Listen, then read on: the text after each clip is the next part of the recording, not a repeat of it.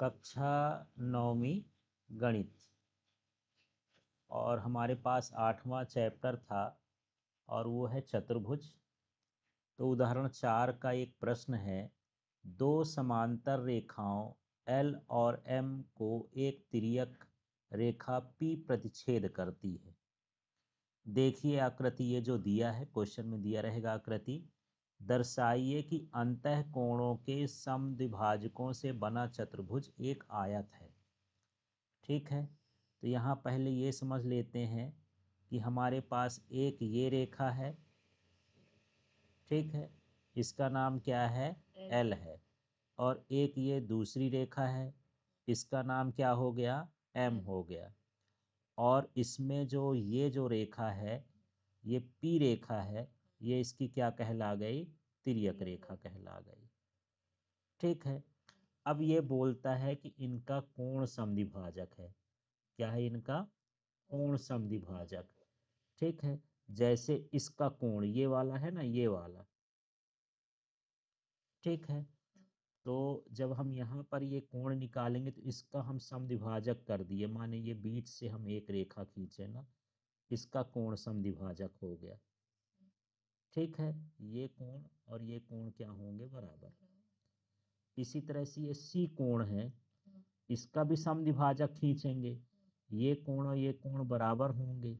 ये जहाँ पर ये दोनों काट दिए उसको हमने क्या मान लिया, बी। अब यहाँ भी देख लेते हैं, इस कोण का भी समद्विभाजक खींचे, ये जो आधे आधे से जाए, इसको भी हम आगे बढ़ा लिए, है ना, और इसके बाद इसका भी कोण का समद्विभाजक खींचे और इसको भी हम आगे बढ़ा लिए। और ये कहाँ पर काटा, डी पर, तो एक आयत बन गया ये, है ना। माने ये एक चतुर्भुज बना है, हमको ये सिद्ध करना है कि ये चतुर्भुज क्या है, आयत है। तो आयत में दो चीजें सिद्ध करनी होती हैं, कि इसका कोई एक कोण कितने का हो, 90 का, और दूसरा आमने सामने की भुजा कैसी हो, समांतर हो। ठीक है, इस हिसाब से हम इसको सिद्ध करेंगे। तो सबसे पहले जो दिया है वो लिख लेते हैं, है ना। यहाँ पर क्या है, L M के क्या है, समांतर, एवं P क्या है, तिर्यक तिर्यक रेखा। ठीक है, अब यहाँ पर ये मान लेते हैं कि कोण A और ये कोण A हो गया, ये वाला समझ गए, ये वाला कोण है ना, और कोण C का समद्विभाजक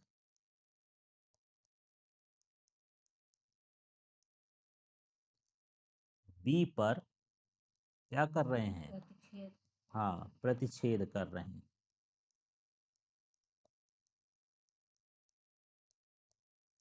इसी प्रकार कौन सा कोण मान लें, ये कौन सा कोण कहला गया, ये सी, है ना, और कोण ए डी पर प्रतिच्छेद कर रहे हैं, तो इसी प्रकार डी पर प्रतिच्छेद कर रहे हैं, इसी तरह से हम लिख देते हैं, इनके कोण समद्विभाजक कहाँ पर हो गया, डी पर प्रतिच्छेद कर रहे हैं। ठीक, ये हम मान लेते हैं कि ये हमको क्या है, दिया है। दूसरा हम यहाँ पर देखेंगे कि हमको क्या सिद्ध करना है। तो हमको सिद्ध करना है कि ये जो ए बी सी डी बना है, ए बी सी डी क्या है, आयत है। ए बी सी डी मिला, ए, ये बी, ये सी, और ये क्या हो गया, d. A b c d क्या है, एक आयत है। इसका मतलब ये है कि इसमें हमको एक जो सिद्ध करना है कि इसका जो कोण है वो क्या होना चाहिए, 90 का, और दूसरा क्या होना चाहिए, हाँ, इसका कोण समांतर होना चाहिए। ठीक है, तो हम एक काम करते हैं, यहाँ से अब हम लिखेंगे क्या, प्रमाण, है ना, प्रमाण भी लिख सकते हैं या उपपत्ति। तो एक काम करते हैं, जो ये कोण होता है, ये देखना, ये वाला, ठीक है, PAC, ये वाला कोण देखो, है ना।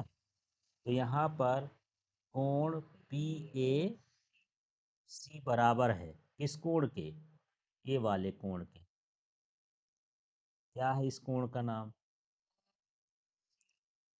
ACR, RAC, जो भी लिखना हो, है ना। तो क्या लिख दूं, कोण ACR।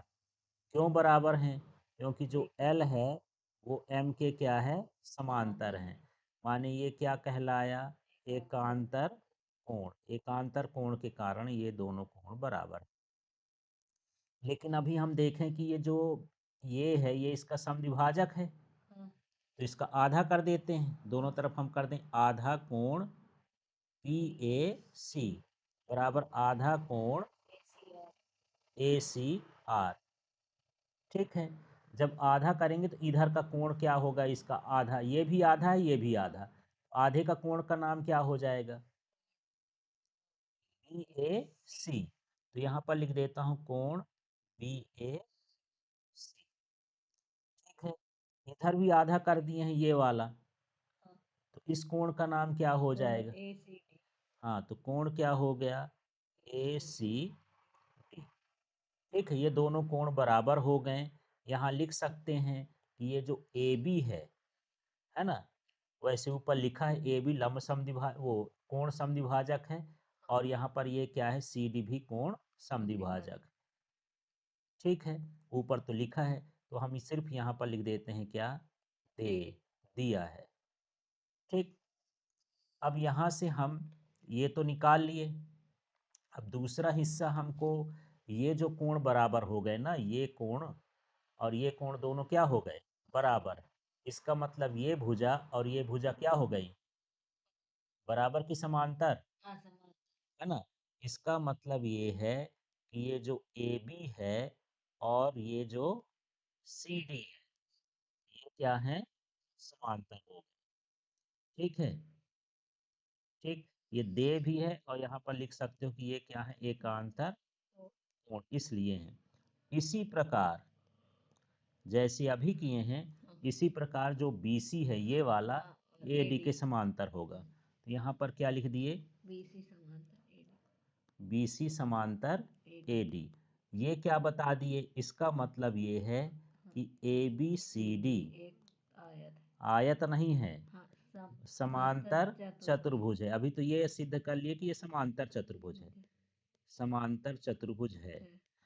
परिभाषा ये है ना कि ऐसा समांतर चतुर्भुज जिसका एक कोण 90 का हो, उसको आयत कहते हैं। तो पहले समांतर चतुर्भुज कर लिए, अब हमको कोण सिद्ध करना है इसका 90 का। ठीक है, तो इसमें जो मैं ये बनाया हूँ इनको हटा देता हूँ, अब इसके कोण की बात करते हैं। ठीक है, तो यहाँ पर देख लेते हैं कौन सा कोण ले लें। ये देखना, ये चित्र में देखना, ये जो हमारे पास ये वाली लाइन है, ठीक है, इस कोण के हिसाब से ये रेखा हो गई ना। तो एक का नाम हो गया PAC और एक का नाम हो गया CAS। ये वाला कोण और ये वाला कोण कितने का होगा, 180 अंश का, है ना। तो यहाँ पर लिख देंगे क्या, कोण PAC प्लस कोण CAS बराबर कितना था, 180। क्यों हो गया ये, रैखिक युग्म। ठीक है, लेकिन जो कोण PAC है ना, ये कोण PAC है, तो ये किसके किसके बराबर है, अब इस पूरे समीकरण को आधे से भाग कर देते हैं।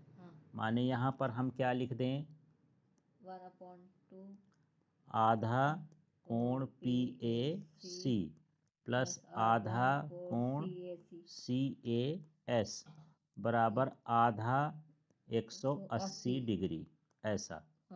तो आधा कोण BAC का मतलब क्या हो गया, अभी पढ़े हो, ये PAC का क्या है, BAC, ये है ना यहाँ पास, है ना। तो उसकी जगह पर हम लिख देंगे कोण बी ए सी प्लस आधा सी ए एस क्या होगा। ये क्या है, कौन सा कोण है सी ए एस, देखो सी ए सी ए एस कहाँ है, सी ए एस ये वाला कोण, ठीक, इसका आधा, तो ये कोण क्या हो जाएगा सी ए डी, ये वाला कोण बनेगा ना सी ए डी।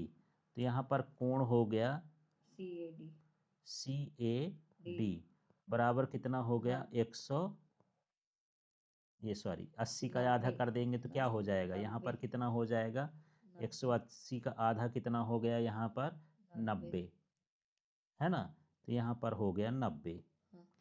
अब कोण बी ए सी या कोण सी ए डी ढूंढो।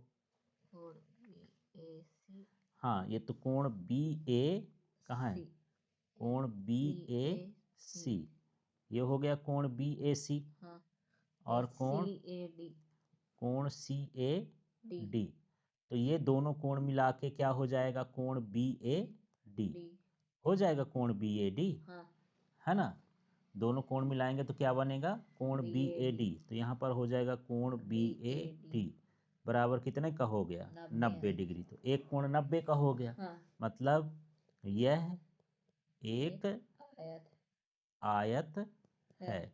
इस तरह से हमको सिद्ध करना है।